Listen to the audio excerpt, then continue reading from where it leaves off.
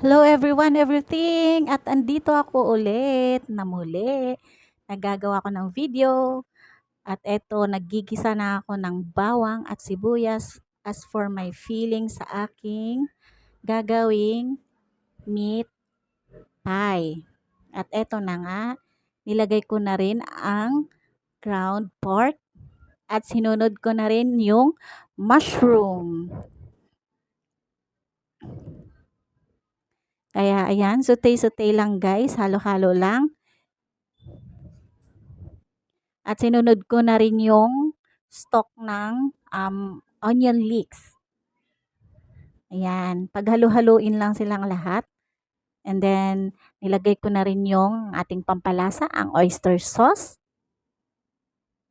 Mix-mix well lang. So, ayan, kumukulo na siya. So, sinunod ko na rin yung onion leeks. And then, that's it. Luto na siya. Ready for filling na. And then, next one, gumawa naman ako ng dough for the meat pie. Ayan. So, nilagay ko na yung flour, margarine, and then yung eggs. Sige. Actually, ang ginamit kong eggs ay 3-10. 4 yan. Magkano 4. to? 8, diba? Kasi maliliit lang siya. And diferensya. Ayan. Halo-halo lang para makuha mo yung tamang dough na gagamitin mo for the meat pie. Yan, mix well lang guys. Then, nilagyan ko rin siya ng a little bit of water. Baka Ayan. nakuha na yung mukha ko. So, depende sa inyo. Actually, yung flour pala na ginamit ko is half kilo of flour. Ayan, ordinary flour lang yan siya guys. Ang ginamit ko. And then, ayan na nga. Minasa na ng minasa.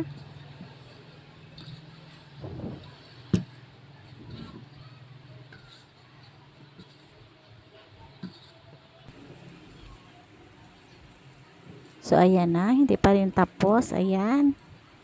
Go, go, go. Go, go, go, Perla. Ayan. Kasi kailangan makuha natin yung perfect dough. So, ayan. Malapit na yan siya, guys. Konting Naano ko na? masang lang. Diba? Akala mo totoong masahista eh. And ayan na sa gilid yung ating for filling na ground pork with mushroom. Diba? So, ayan, ginamitan na natin siya ng rolling pin. Ano? Para, ayan, pinorm natin siya sa molde na as it is na ganyan. Kinakabahan At ako yan dun sa yung kalan magiging natin. base natin for the meat pie.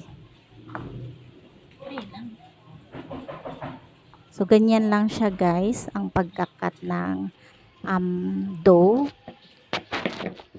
As easy as it is. Dagdagan natin. And then, kinulang siya, kaya mag-rolling Hindi ko pin na ulit tayo nalalagyan ng ng caption, dough. mag-voice over ka na lang. Oo. Lagyan natin siya as for ano. Kasi gusto nila mag-voice over daw ako. Kasi manipis lang ang nagawa pala. Kung ginanyan mo na lang, So, ay naku, nagpakahirap pa kapala siya. natin ng konti, dinagdagan natin siya. So, ayan na nga.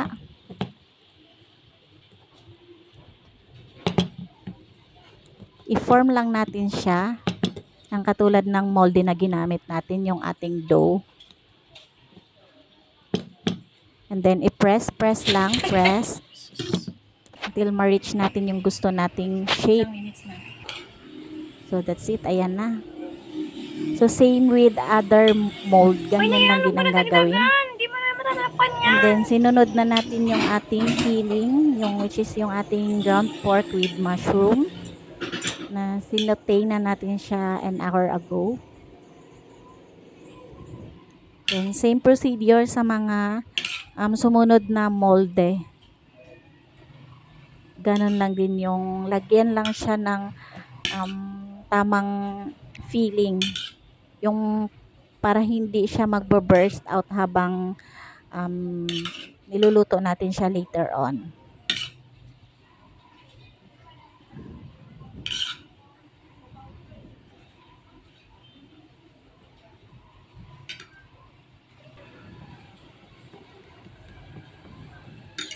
And then, afterwards, gagawa naman tayo ng pantakip ng ating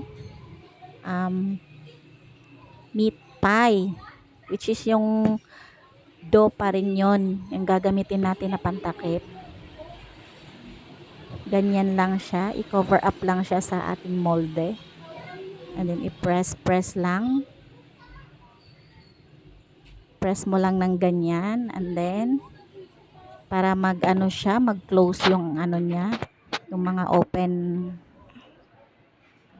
Hawakan mo! At nang hindi lumabas yung ating filling. Habang lulutuin siya later on. Brush lang pala yun. And then, lagyan natin 3 siya sa ibabaw times a ng day. egg. Brush. Ma. Di ba brush 3 Para times a hindi naman day? siya Bakit magmukhang ikaw maputla hindi? later pag naluto. So, lagyan natin siya ng yung itlog sa ibabaw. Ayan na nga. So, ito pala guys ay niluluto ko lang sa kawali. Since wala po tayong oven, if lulutuin siya sa oven for around 30 minutes lang siya to 40 minutes. But then, sa kawali tayo nagluluto kaya abutin tayo ng 1 oras and 20 minutes for a low medium heat. So, kailangan na hindi masyadong malakas yung ating apoy para hindi mabigla ang ating dough at maging hilaw. Para well proportion ang pagkaluto na ating gustong ma-achieve ng ating meat pie. So, ayan na nga, after 1 hour and 20 minutes, naluto na siya. So, ito na yung gusto nating ma-achieve sa ating meat pie. Yung ganyang itsura na medyo siya, yung light brown, yung dough na nakikita natin sa ibabaw. So, ayan na. For plating na. Ayan. So, this is the best part na, which is yung taste test na gagawin natin. So, ayan na nga, yung malapitan. Oh, so perfect. Diba? So, no need na for those who are na, yung ayaw kumain ng kanin. So, pwede na to. Perfect na to siya. May meat na. And then, yung flour is representative as your rice. Pang heavy meal na to siya na food. So, pwede na talaga siya. So, ayan. Hatiin natin siya. Tingnan natin yung filling sa loob. Ayan. Wow, perfect. Ayan. So, yummy. Ayan na yung ating meat pie. Kaya, maraming salamat sa inyong panonood, guys. It's me, Ferl DM. Once again, don't forget to subscribe, like, and comment. And of course, share my video. Thank you very much for always supporting my channel. Happy 10K subscribers anyways to my channel. Thank you guys.